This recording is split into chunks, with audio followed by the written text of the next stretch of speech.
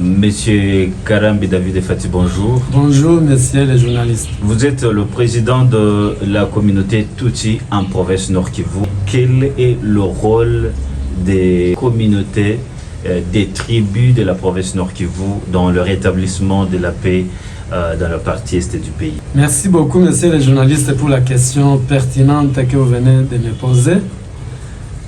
Tel que vous veniez de le mentionner, nous qui sommes les répondants des différentes communautés de notre province qui sont réunies au sein de la structure dénommée Baraza intercommunautaire.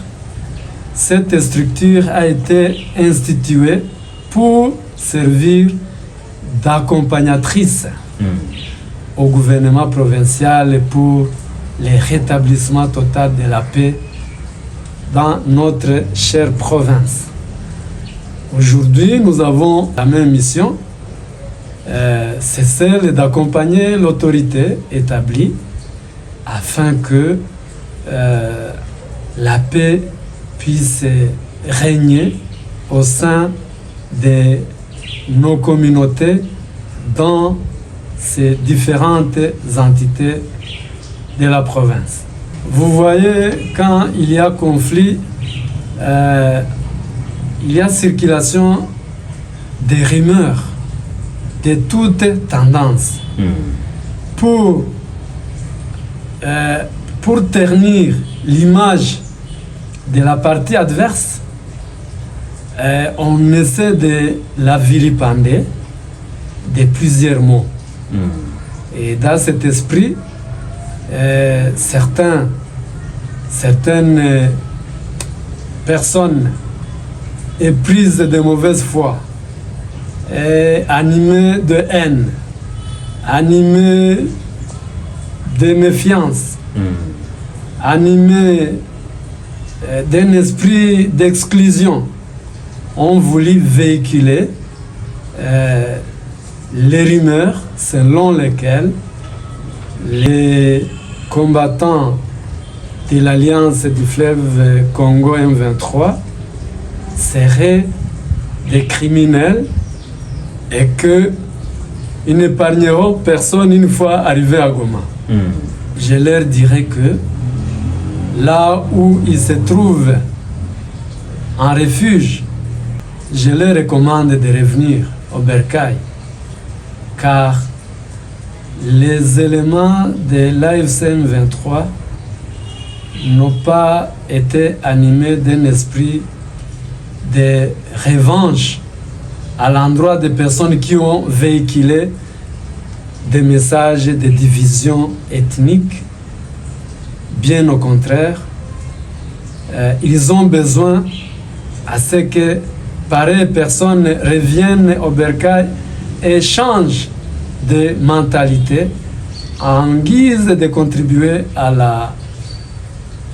la construction de notre chère province en particulier et notre nation en général. Monsieur le Président, véhiculer le message de haine impacte négativement dans quel sens, surtout dans le rétablissement de la paix, la sécurité, voire même le développement en province Nord Kivu, une province qui est constituée par plusieurs tribus?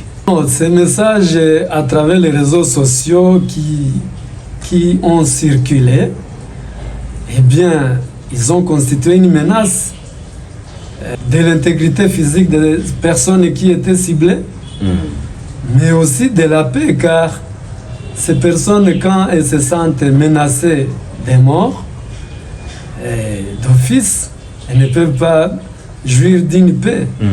Et quand elles n'en jouissent pas, elles fuient. Et dans leur fuite, elles manquent de paix physique, de paix physiologique. Puisque quand vous n'avez pas à manger, vous ne serez pas en paix. Et quand vous n'êtes pas chez vous, vous ne pouvez pas avoir la paix non plus. Et quand vous fuyez sans moyens, déshydraté, et avec des conséquences collatérales qui en surviennent, les enfants n'étudient pas, et on devient clochard chez autrui. Et là, on ne peut pas jouir d'une paix en soi. Il y a certains leaders des tribus de la province Nord Kivu aussi qui, bien sûr, ont suscité ce genre de message, appelant leurs membres de fuir lorsque l'Alliance Fleuve Congo sera dans la ville de Goma. Et aujourd'hui, ils sont ailleurs. Quel message vous adressez à ces leaders?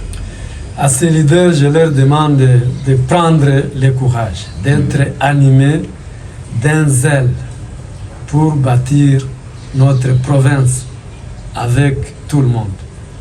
Qui reviennent au pays, qui reviennent dans leur chère province, de manière à continuer leur mission de rétablissement de la paix, car étant des brebis égarées, l'erreur est humaine, ce n'est pas étonnant, ça ne sera pas une première fois ou bien une première expérience ici chez nous, même ailleurs, partout au monde, il y a eu toujours des dérapages. Alors, humainement parlant, ils peuvent avoir été induits en erreur par leur maître à penser, mais ils sont libres de revenir et de bâtir notre chère province comme par le passé, sans croire qu'il y aura une poursuite quelconque à leur endroit. Bien au contraire, les autorités de l'AFCM 23 ont besoin de rassembler tous les fils et filles de notre province, car même en famille, les enfants, ils peuvent se quereller, mais ce n'est pas que l'auteur de la querelle puisse être abandonné par sa famille. Bien au contraire, on les récupère pour qu'ils soient recadrés dans la logique de l'amour, de la bonté, de la tolérance et de la cohabitation pacifique, car personne n'a voulu naître ce qu'il est. Personne n'a été sollicité par notre Créateur de naître dans telle famille ou dans tel pays ou dans tel continent.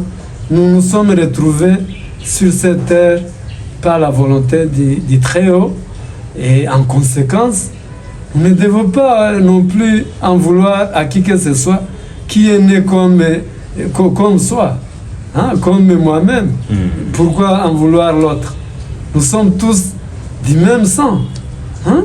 Même si peut-être la corpulence, la physiologie puisse avoir quelques nuances de différences qui ne sont pas du tout valables comme prétexte de pouvoir entretenir la haine, puisque quand on entretient la haine, vous devenez victime de cet esprit. Pendant que celui que vous haïssez, lui, il est tranquille en soi. Mais vous allez crever des maladies à cause de ces courroux qui vous rongent chaque fois. Mais Président, quelle est la source ou qui sont les auteurs des conflits ethniques, des conflits tribaux dans la partie Est? Nous constatons avec regret que ceux-là qui devaient illuminer une idéologie de développement deviennent acteurs principaux des divisions, des conflits armés, car ils entretiennent des groupes armés pour pérenniser leur notoriété. Et en voulant entretenir ces groupes armés, ils vont jusqu'à dérailler et les diables les visitent pour commettre du mal. Vous verrez les gens qui hier étaient au service de l'Église, mais aujourd'hui, on les voit zélés dans la haine, dans la lutte contre son semblable, alors que c'est semblable contre qui il est en train de lutter, lui n'empiète pas son pouvoir. Mais pour se donner une valeur, une autorité, il se servent de ces conflits-là pour tremplin. Et là, il va se retrouver au-dessus de la mêlée pour donner le dictat et le bas peuple va périr. Voilà le mal de ces gens-là qui veulent toujours entretenir leur lead dans le mal. Et malheureusement pour nous, ceux-là qui deviennent leurs bons disciples déraillent également en commettant de mauvais actes. Monsieur le Président, par là, il y a certains membres de votre communauté, la communauté Tutsi, qui ont été victimes de barbarie. Et certains d'ailleurs aujourd'hui sont toujours à Kinshasa. Les autres ont été condamnés. Personnellement, comment est-ce que ça vous touche? Bon, tu vois, la mauvaise gouvernance nous a conduit à ce dérapage dans la mesure où cette chasse à l'homme n'a pas été réprimée. Car le pouvoir public est là pour réprimer les fauteurs de troubles. Et ce que nous avons constaté amèrement, c'est que au lieu de réprimer les mal, il a plutôt entretenu. Et s'agissant de notre communauté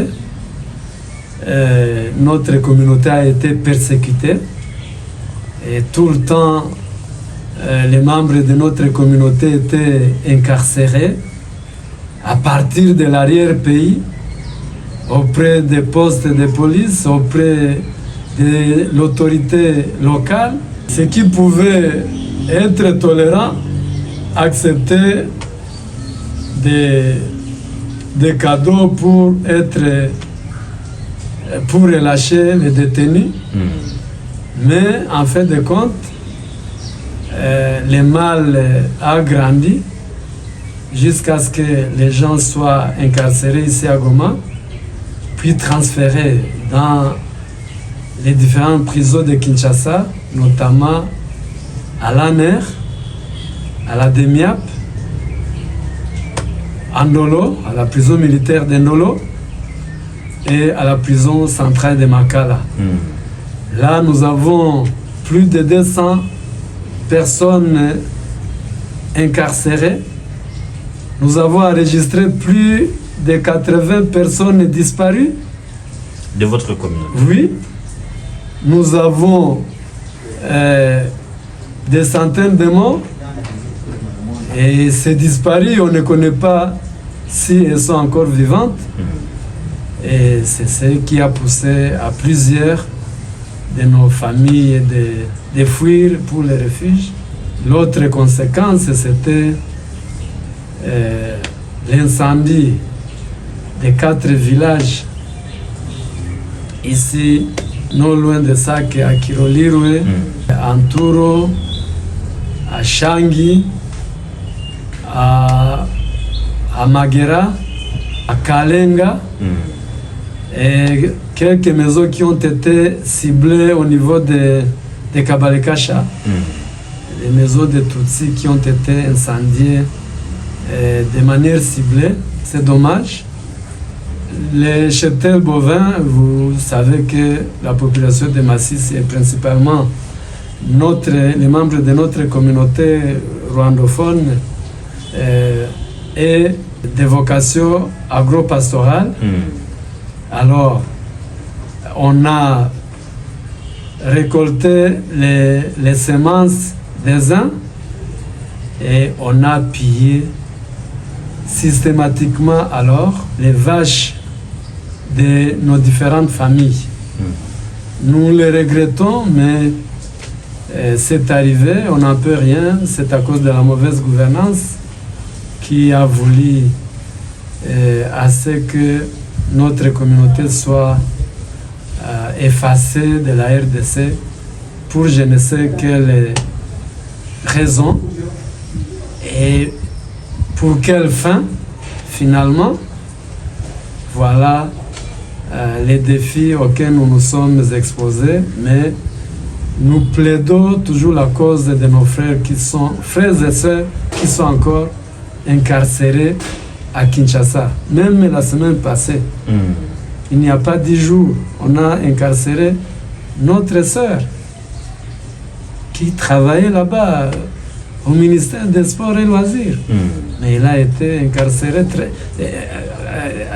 après avoir été traité d'activiste de M23 sans les connaître. Elle est là depuis des années.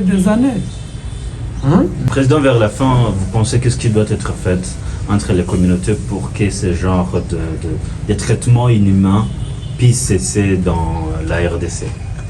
Vous voyez, les messages idéologiques de haine a été planté dans les esprits, sémé dans les esprits de nos concitoyens.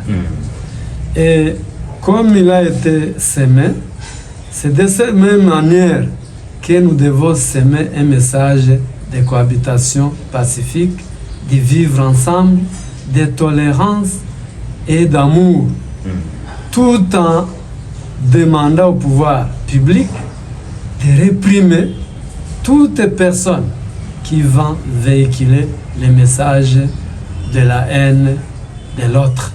Et quand il y aura l'application de cette mesure, eh bien, la population va se conformer à ce que l'autorité aura instruit. Monsieur Karambi David Fati, je rappelle que vous êtes le président de la communauté Tutsi en province Nord Kivu. Nous disons merci d'avoir répondu à nos questions. Merci beaucoup pour m'avoir tendu votre micro et portez-vous bien. Merci. Merci.